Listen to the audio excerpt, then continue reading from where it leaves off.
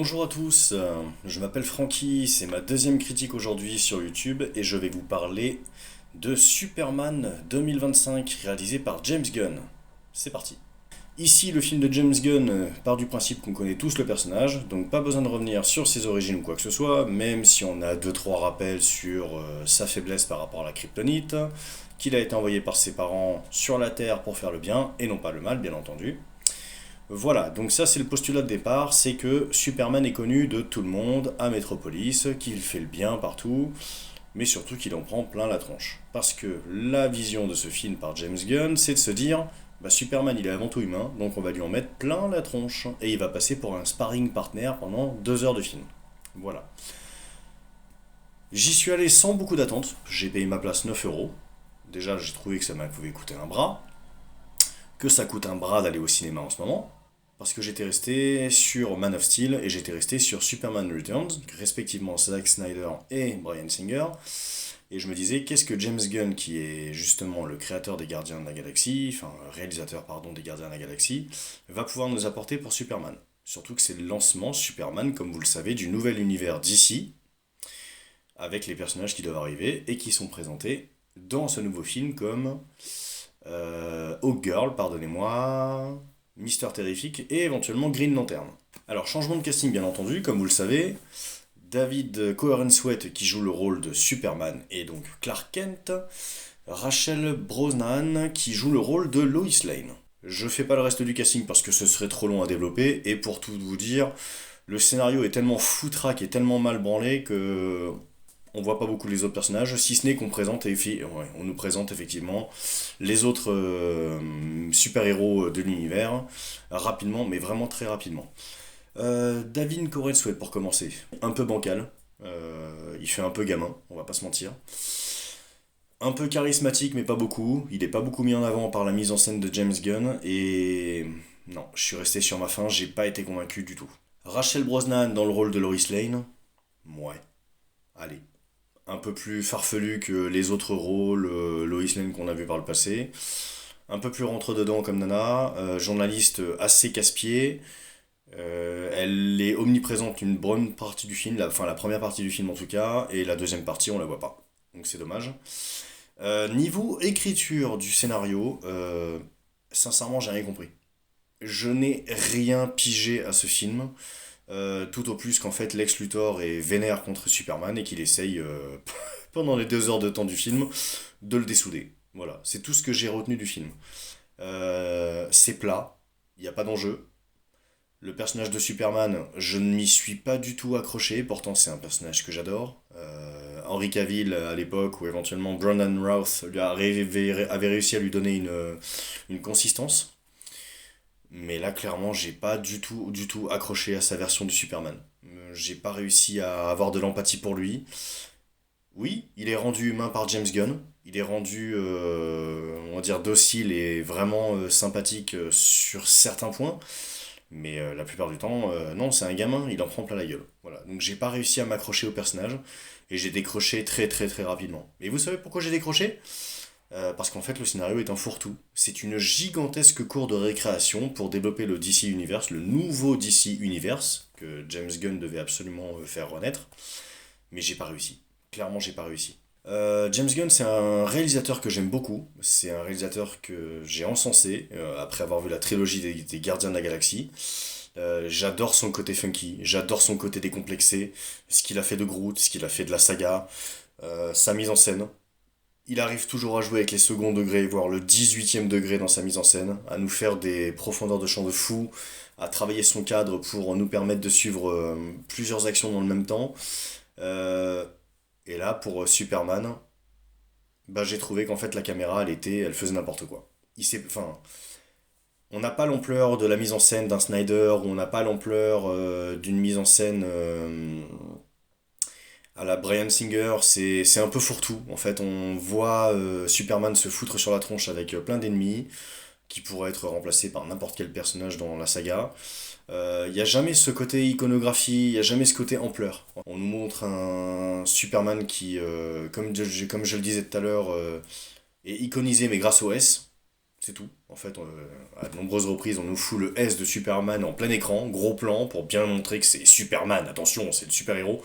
Mais à aucun moment on est subjugué par son costume, à aucun moment je n'ai été subjugué par l'ampleur de ses batailles. Il y a qu'à voir par exemple comment sont caractérisés l'arrivée des autres méta-humains comme Green Lantern, Terrifix et éventuellement Hawkgirl. Vous avez les sbires de Lex Luthor qui délivrent en fait une sorte de mini kaiju dans les rues de Métropolis. En 24 heures de temps, le Mazar il a le temps de grandir et de faire la taille de 18 étages. Soit, pas de souci, c'est un univers fantastique, on est prêt à l'accepter. Mais la libération de ce machin sert avant tout à faire arriver donc, les autres super-héros qui vont être développés dans l'univers d'ici. Et Superman, lui, qu'est-ce qu'il tape comme sauvetage? Il tape éventuellement le sauvetage de quelques habitants de Métropolis et surtout, attention, un écureuil. Voilà. Donc ça montre que, en fait, Superman, c'est un super gentil. Et il peut pas faire de mal aux êtres humains. Oui, d'accord, mais ça en même temps, on le savait, dans la mythologie Superman, on sait qu'il peut pas faire de mal aux êtres humains. Ça nous est montré dans Man of Steel, où il refuse de tuer Zod jusqu'à la dernière minute parce qu'il ne supporte pas de tuer. C'est un personnage qui ne tue pas Superman. On est au courant, merci beaucoup. Sauf que là, James Gunn, c'est comme s'il lui avait montré la voie. En gros, t'as des... Mets tes poings dans des gants de boxe, mon gars, et va faire du fight. Non, non. À aucun moment, non. Non, ça ne marche pas. Ça ne marche pas. Également, dans la réalisation de James Gunn et dans l'univers qu'il développe, le costume de Superman. Ok, on nous montre le S, mais à quel moment le costume a de la gueule? À quel moment le costume a de la gueule? J'avais l'impression de voir un pyjama. Sincèrement. J'ai eu l'impression, dans toutes les actions que j'ai vues de Superman, de voir un pyjama flashy, un peu dégueulasse, mais non, ça ne rend pas du tout service à David Corenswet. Non, non. Ça sert à rien d'avoir des boursouflures sur le costume ou d'essayer de le mouler au niveau des épaules, etc. Euh, Pardonnez-moi, j'y fais sans arrêt référence, mais le costume de Superman Returns ou de Man of Steel avait plus de gueule. Voilà, clairement. Voilà. Donc, par rapport à l'univers du film que James Gunn développe, la présence des androïdes dans la forteresse de solitude, non, j'ai pas adhéré du tout. Je comprends pas la présence de ces androïdes. Ils n'étaient pas présents dans les versions précédentes. Peut-être que c'est un délire de James Gunn de se dire bon bah on est quand même dans un univers de BD, dans un univers fantastique, donc il faut que Superman soit aidé par des êtres autres que les êtres humains dans sa quête personnelle de sauvetage ou quoi que ce soit. Non, les robots ça le fait pas, ça le fait pas. L'image est beaucoup trop lisse. Ah oui, voilà, revenons-en à ça. Euh, qui dit tournage numérique? Qui dit tournage en 4K? Ok, il n'y a pas de souci, je le conçois. Les images d'aujourd'hui ont besoin d'être pétantes, elles ont besoin d'être en HD, on a besoin de sauvegarder les détails. Ouais, mais là c'est plat. Les effets spéciaux sont plats, les images de synthèse sont plates.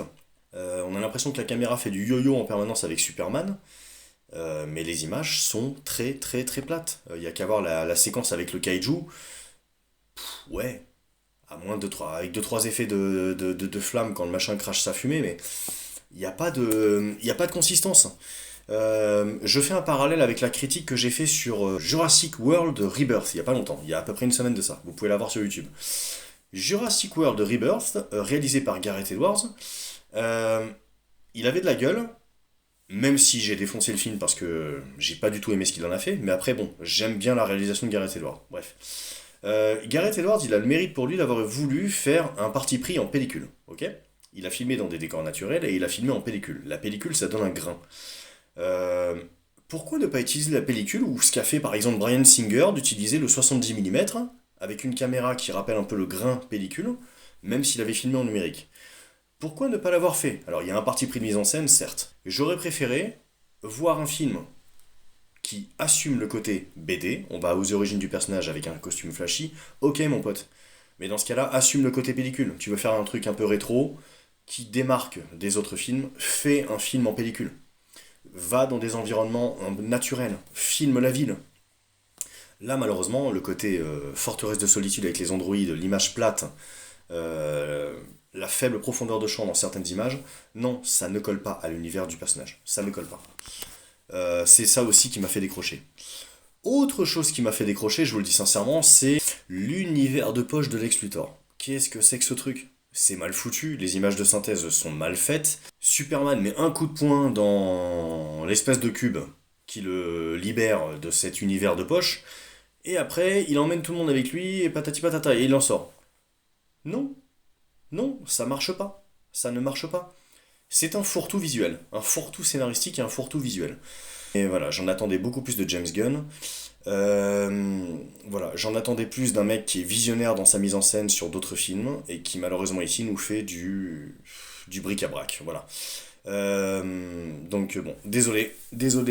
J'espère que vous n'allez pas trop m'en vouloir d'avoir détruit ce film. Ah oui, juste petite anecdote. Dans le film de Superman, vous avez à un moment donné une séquence où il y a un dialogue avec Lois Lane. En toile de fond, par rapport à la baie vitrée, vous avez effectivement une grosse pieuvre extraterrestre qui se fait défoncer par les autres méta-humains. Ok, soit. Cette scène, elle est à mettre en parallèle avec l'intro des Gardiens de la Galaxie numéro 2. Les Gardiens de la Galaxie numéro 2, je vous laisse le revoir. L'introduction du film, c'est Millie Groot en train d'écouter de la musique, et en toile de fond, vous avez une sorte de gros monstre qui se fait défoncer par Drax et par tous les autres personnages de la team. Mais qu'est-ce que c'était génial! Qu'est-ce que c'était génial! Moi j'ai kiffé. On a le mini Groot qui commence à danser à la Michael Jackson sur le tube d'entrée du film. Et derrière, on jubile tellement c'est bien foutu. On a, comment dire, on a Chris Pratt qui se fait foutre sur la gueule, on a Drax avec ses couteaux qui va essayer de taper un petit peu dans la bestiole. Là, dans Superman, on essaie de reproduire la même chose, mais ça ne marche pas. Ça ne marche pas.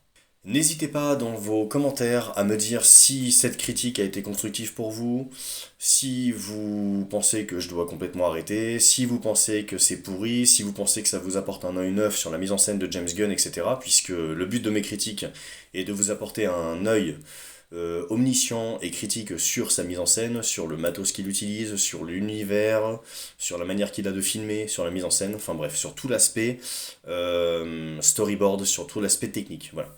Vu que je viens de la réalisation et du montage, c'est le but.